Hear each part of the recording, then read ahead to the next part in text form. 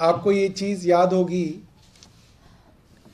कि पिछली दिल्ली विधानसभा के सत्र में दिल्ली विधानसभा की याचिका समिति की कुछ रिपोर्ट्स दिल्ली विधानसभा के पटल पर रखी गई और दिल्ली विधानसभा ने उन तीनों रिपोर्ट्स को अडॉप्ट करके सरकार को कुछ आदेश दिए। संसद में, देश की अलग अलग विधानसभाओं में और उसी तरीके से दिल्ली में विधानसभाओं की समितियां जो हैं, जैसे विशेषाधिकार समिति, याचिका समिति आदि, सरकार और सरकार के विभागों की जवाबदेही तय करते हैं। और मुझे लगता है कि विदेशों में, खासतौर पे अमेरिका में, ये देखा गया किस तरीके से सरकारी अफसरों को और अन्य लोगों को वहाँ की समितियों के सामने दिखाया जाता है कि किस तरीके से अफसरों से,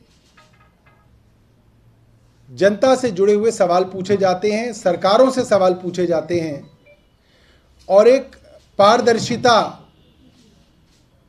उससे हासिल की जाती है।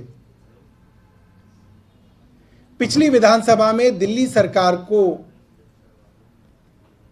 जो 3 रिपोर्ट्स भेजी गई वो क्या थी?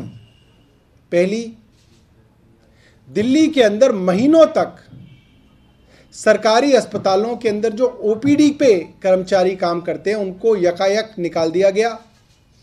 महीनों तक दिल्ली सरकार के अस्पतालों के ओपीडी काउंटर्स पर काम करने वाले कर्मचारी गायब थे। अस्पतालों के अंदर क्योस मचा, हाहाकार मचा, लोगों का नुकसान हुआ, कई लोगों की हो सकता है मृत्यु भी हुई हो। और उसका कारण क्या था? 2 बड़े आईएएस अधिकारी जानबूझ के फाइलों को अटकाकर उन्होंने इस काम को रोक रखा था। जब याचिका समिति में यह आया तो वो सारे के सारे मामले सुलझे और वापस अस्पतालों की ओपीडी काउंटर्स पे कर्मचारी लौटे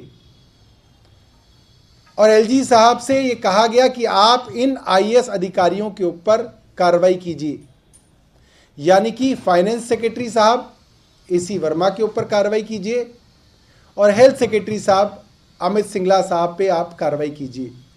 आज तक लेफ्टिनेंट गवर्नर साहब ने कोई कार्रवाई नहीं की।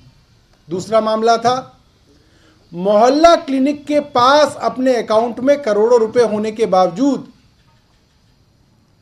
मोहल्ला क्लिनिक के डॉक्टरों की तनख्वाह रोक ली गई। मोहल्ला क्लिनिक्स के अंदर जो टेस्ट होते हैं उसका पैसा रोक दिया गया, लिहाजा मोहल्ला क्लिनिक के अंदर टेस्ट होने बंद कर दिए गए।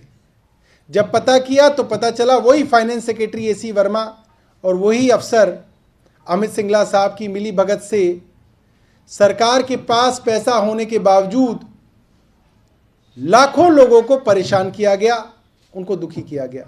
तीसरा मामला था पेंशन से संबंधित। दिल्ली सरकार के पास पैसा है, कोई कमी नहीं है, उसके बावजूद महीनों तक, दिवाली से पहले महीनों तक दिल्ली के बुजुर्गों को, गरीबों को उनकी पेंशन रोक ली गई और पेंशन देने में देरी की गई और जब याचिका समिति में मामला आया तो पेंशन उनकी रिलीज की गई। उसमें भी सोशल वेलफेयर डिपार्टमेंट की जो डायरेक्टर हैं पूजा जोशी, उनके ऊपर कार्रवाई करने की सिफारिश एलजी साहब को की गई। एलजी साहब ने कार्रवाई नहीं की।